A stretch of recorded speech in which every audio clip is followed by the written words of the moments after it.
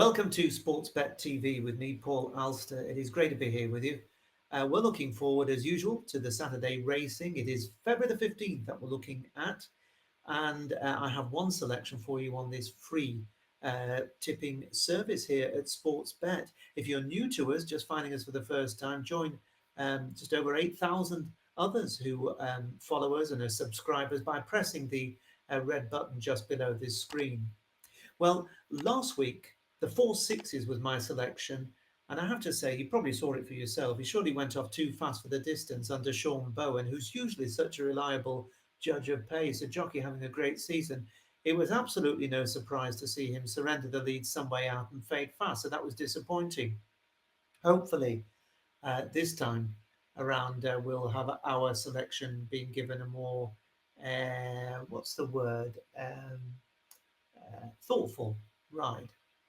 Over and out in front, my subscription service, it was another winning Saturday last week with an 8-1 winner, 22-1 runner-up in the big race at Newbury as well. So there was a very nice handy profit there. 4 selections are already posted there for Saturday. There'll be more on Sunday, I believe. And if you're interested in signing up as we start the build-up towards the Cheltenham Festival, as well as the start of the flat season on turf, Aintree, loads of big races in Ireland, loads of great stuff coming. Now's a good time to get involved because we're in pretty decent form. And if you want to sign up, you can find the link in the description box just below this screen, just down there somewhere. Right, I'm going to take you to this one selection I have for you.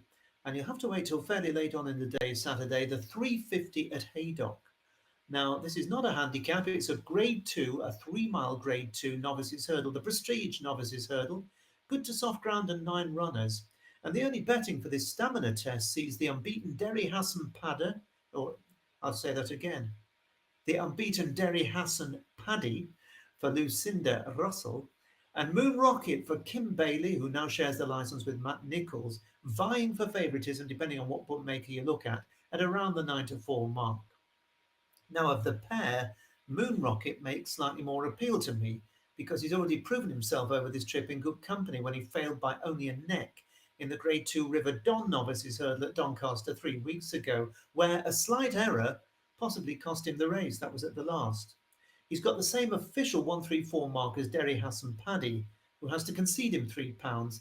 Lucinda Russell's charge having stepped up from 2.5 miles to 3 miles last time at Windsor to score by a whisker on his first attempt at the trip. There may be a few holes, though, I think, in the Windsor form, so Moon Rocket for me can come out on top in that particular private battle of the favourites. But there are other horses in the field. Kepler's Law, for instance, for Laura Morgan, bolted up by 30 lengths in heavy ground in a Leicester 2.5 mile novices hurdle. Might have been flattered that day, though, with the favourite having possibly struggled to cope with very deep ground. He's got an extra half mile to cover this time on better ground as Kepler's Law against tougher opposition. So it's fair to say he'll probably have to take his game to a new level to score. A really fascinating contender is Mark Walford's Battle-Born Lad, who hasn't been seen since he scrambled home on his only run of the season, beating Wendigo by a length in a 2-mile novice hurdle at Hexham in October. Now, at the time, that didn't seem to be anything more than a fair novices hurdle, but the runner-up, Wendigo, has won twice since and has also finished second to the new Lion in the Grade 1 Challow hurdle and is now rated 137. So Walford's charge has done tremendously well back at Hexham to lower the colours of that horse. And the general form of that race has worked out well. The 4th that day has won twice since. And both the 5th and the 6th placed horses, the 6th being Joe Cooker for Rebecca Menzies, who reopposes here, have also won of late. If he handles the extra mile, a big step up from 2 to 3 miles, then Battle-Born Lad might be a very big threat, but he really is an unknown quantity at this trip. The Irish challengers, Gold Cup Bailey for Stuart Crawford, Northern Ireland actually, and Bright Legend for Dennis Hogan from the Republic, both need to improve on what they've done of late, I think, to figure here. And so to the selection, which is Roaring Conquest for Ollie Murphy and Sean Bowen, the same team I suggested last week.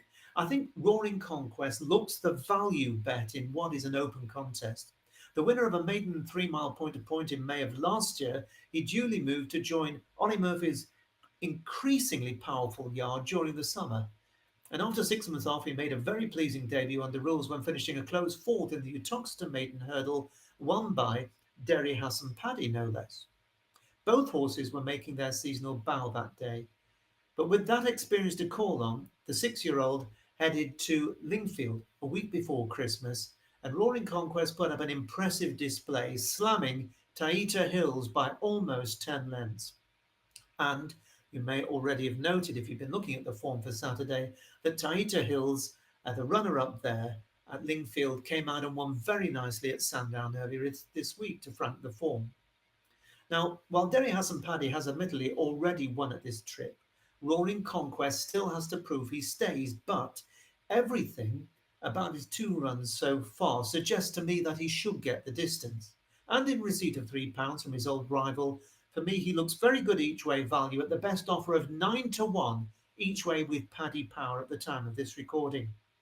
And I'm hoping that this time Sean Bowen can pay us back for a rare disappointing ride on our selection last weekend. To be fair, everybody can make a bad decision and have an off day, and through most of this season, Sean Bowen has been really quite outstanding. So he's the one entrusted with the goods here. Roaring Conquest 9 to 1 each way on Saturday at Haydock in the 350.